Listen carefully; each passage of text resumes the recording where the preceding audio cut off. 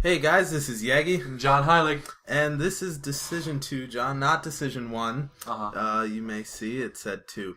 But, yeah, so you played more of this game than I did. I did.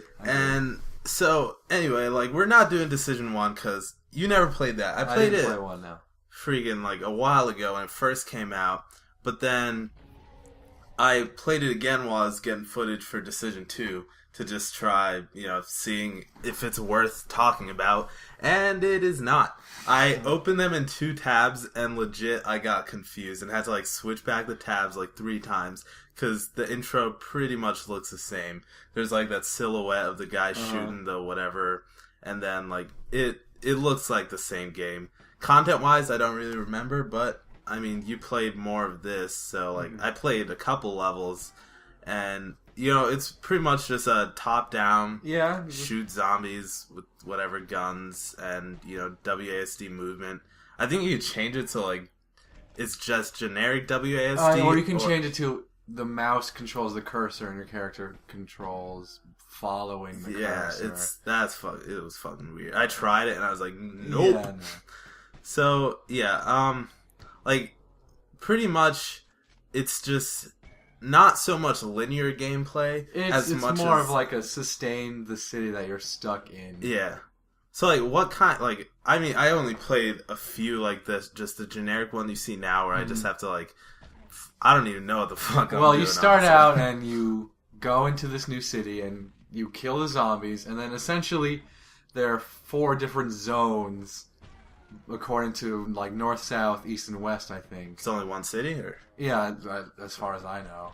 And basically, as you eliminate zombies from a zone, the threat goes down, and then you can expand how far you can go. And so you start out by recon.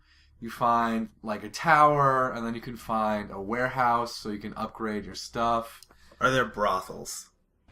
I haven't gotten that far. I'm not high enough to unlock the zombie brothels. Unfortunately. So yeah, I mean, we'll assume that there's only one city. And I mean, the title is Decision 2 New City or whatever. Yeah. So I mean, it gets repetitive, honestly. Yeah, I mean, everything...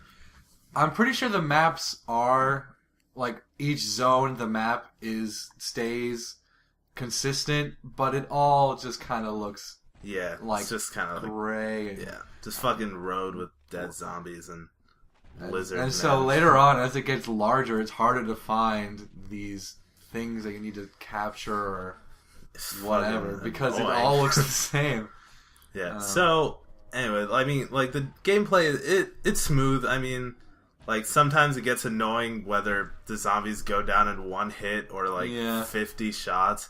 But I mean, it does seem pretty even with weapons. Yeah, your guy seems to handle stuff well. He can punch zombies back, which is pretty cool. Yeah, I mean, unless you're crowded by 60 bitches. But the guns actually seem to each have their own merit in using. It's not the usual buy the new gun and then only use that gun. Yeah, so, I mean, you start with the pistol. Which is alright, but it takes a lot of bullets when you see you're getting cornered, it kind of sucks. And, I mean, I got the shotgun, which is pretty intense. The shotgun is good. That kind of replaces a pistol, unless there are a bunch of people and you're just surrounded. But I think I got the Enfield. The Enfield, yeah. And then that one's useful because you can get a certain upgrade where you essentially...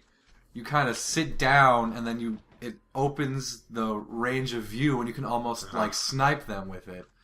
So I would find myself switching between that, and then the shotgun when I get close, and then the pistol to just pick off. So it seems like you'll actually still get use from the guns. Yeah. And it had some sort of system where when you use... if you use the missile launcher, you get less money from kills or something. It's a missile launcher? Or something. I don't know. I was looking down the list. But basically, when you use more intense weaponry, you get less reward for kills. Yeah. So it kind of keeps it's like Halo, when you run over people's vehicles. It's not as much. Yeah. Is it not as much? I mean... I don't remember. I think I'm thinking of Halo. Alright, are you anyway, this is Decision. So yeah, I mean, there is also an upgrade system. I think the first thing I got, is sprinting or something.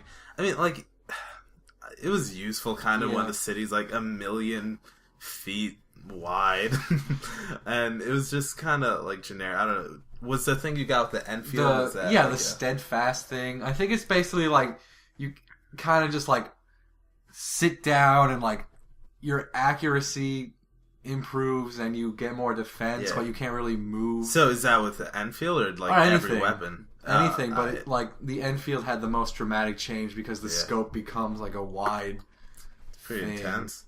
So yeah, and then there's also an achievement system. I mean, like, I think I got something. I think it was a lot of just like kill this many zombies, get this much money. I mean, so it gives you money. Does it give you anything? I think it did give you money for getting these things, but I mean, they're pretty. I mean, like, it's kind of just stuff that goes on in the background, natural progression. So yeah, and then like just the UI, it's pretty cute. I guess it's all red. Yeah, all the guns are on the numbers. And it's all pretty so, like, point and click. Yeah, controlling is easy. It's not like any complicated shit going on.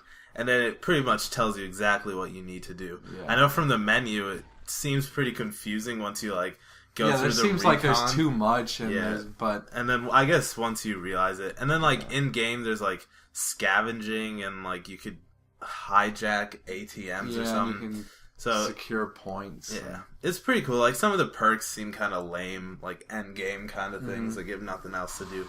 But I mean, it is worth playing. I would say it wasn't bad. Yeah. The levels can get slow because you'll start and then you'll kill all the zombies and then just kind of not know where and then just is. Wander looking for whatever tower you're supposed to get. There is like a kind of radar that shows you where can to go, buy like a. I think the radar is more for like zombies. Did it have an objective one? I don't know. I think it did. There might be a radar. I was thinking more of that, just like that yellow arrow. Oh yeah, thing. No, there is like an actual radar, but I think it might just be for zombies. Yeah.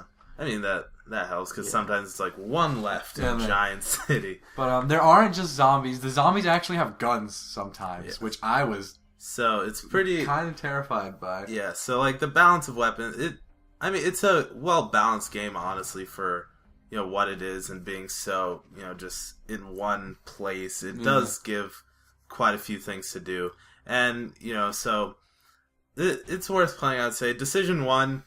I mean, it's pretty much the same exact thing. I wouldn't say it's worth going back to unless you beat 2 and you loved it, and then.